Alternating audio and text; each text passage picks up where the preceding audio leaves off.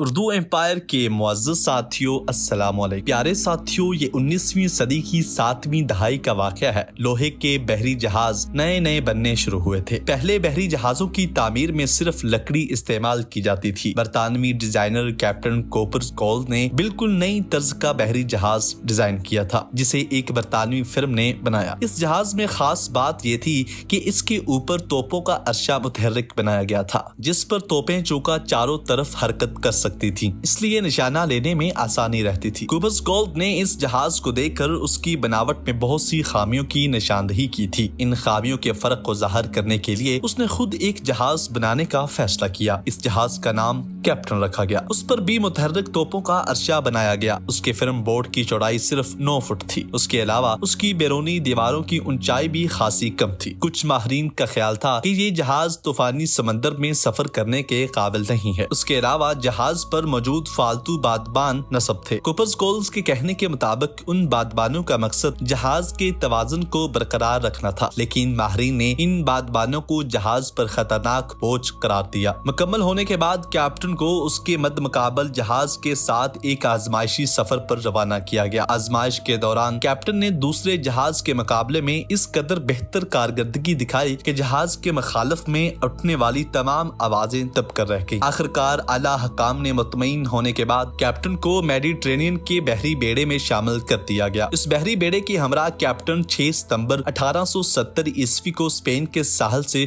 फौजी मशकों के लिए रवाना हुआ। उन फौजी मशकों का बुनियादी मकसद लोहे के बने हुए जहाज की कारकर्दगी के खुले समंदर में जायजा लेना था। पहले ही सफर में तूफान, बारिश और सरकश मौजों ने बदकिस्मत जहाज पर जलगार की और हालात नहायत संगीन हो गए। तो कप्तान बरजाइन ने फौरन बादबान खोलने का हुक्म दिया, लेकिन इससे बेशतर के बाद बांध खोले जाते। कैप्टन ने बिखरे हुए समंदर के आगे सुपर डाल दी। एक देव कामत लहर आई और उसने जहाज को उल्टा दिया। कप्तान बरजाइन और ड्यूटी पर मौजूद दूसरे अहलकारों ने चंद लम्हों में खुद को कमर तक पानी में डूबे हुए पाया। जहाज एक तरफ को झुक गया था, लेकिन अभी पूरी तरह उल्टा नहीं हुआ था। इस बात की थोड़ी उम्मीद थी कि शायद जहाज दोबारा सीधा हो जाए, लेकिन तूफानी लहरों के पे दर पे ज़रबों ने जहाज को सीधा होने का मौका नहीं दिया। कुछ देर बाद जहाज पूरी तरह उलट गया। सरकश लहरें जहाज के ऊपर चढ़ गईं। जहाज की खाली जगहों में समंदर का पानी तेज रफ्तार से दाखिल होने लगा और हर तरफ चीखों पुकार बुलंद होने लगी। जहाज के निचले हिस्सों में मौजूद तमाम अफराद जहाज उल्टने के सिर्फ 20 सेकंड बाद खत्म हो गए। जिंदा बच जाने वालों में से रॉबर्ट हर्स्ट नामी एक मलाह का कहना है कि जहाज उल्टने से चंद लम्हे बेहतर ही मैं एक सतून को थामे खड़ा था। मेरी कोशिश थी कि हतल मकान अपने हवास को काबू में रखूं। जब जहाज समंदर में उलट गया तो मैं भी दूसरे लोगों की तरह समंदर में गिर पड़ा। फिर मैं जहाज के साथ ही समंदर की तह में बैठता चला गया। काफी नीचे जाने के बाद मैंने अपनी कुव्वत जमा की और सतह पर आने के लिए हाथ पांव मारने लगा। थोड़ी ही देर बाद मैं सतह समंदर पर था। मुझे करीब ही एक लकड़ी तैरती हुई नजर आई। मैंने कई दफा लकड़ी पर अपनी मजबूत गिरफ्त करनी चाहिए,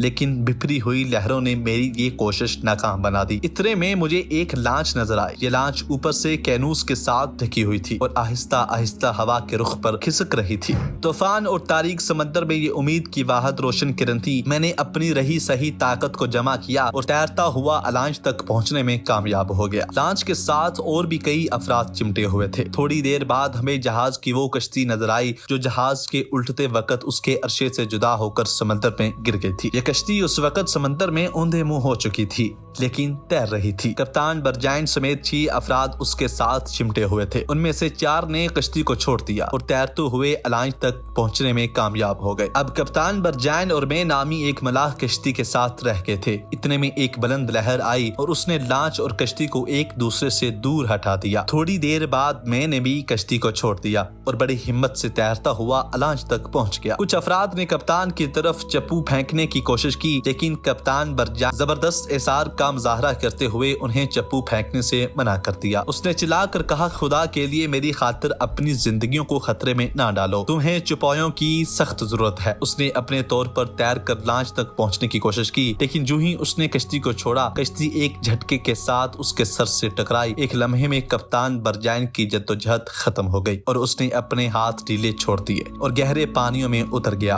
लांच पर मौजूद अफराद ने थोड़ी देर बाद एक बड़े जहाज की रोशनियां देखी। ये उनका स्टैंड नामी जहाज था। बहुत चीखों पुकार की, लेकिन जहाज तक उनकी आवाज न पहुंच सकी। लांच पर सिर्फ 18 टापू मौजूद थे जो सुबह तक बिखरी हुई लहरों का मुकाबला करते रहे और आखिरकार क्यूबन की बंदरगाह की रोशनियां दिखाई दी। मौत के समंदर में घिरे हुए काफिले ने जिंदगी की दरियाफ्त कर ली। दोबारा जिंदगी पाने की खुशी सिर्फ 18 अफराद के हिस्से में आई, जबकि कैप्टन के 500 ऑफिसर्स और जवान समंदर की गहराइयों में खो गए थे। जब इस हादसे की खबर इंग्लैंड पहुंची तो हर तरफ कहराम मच गया, घर घर सफे मातम बिछ गई। जी तो प्यारे साथियों, आज की वीडियो में महज इतना ही। हमें हमेशा की तरह पूरी उम्मीद है कि वीडियो आपको पसंद आई होगी। वीडियो अच्छी लगे तो लाइक करके हमारी हौसला अफजाई कीजिएगा। हमारी मुलाकात होती है एक नई दिलचस्प वीडियो के साथ। तब तक के लिए अपना बहुत सारा ख्याल रखिएगा। अल्लाह निगहबान।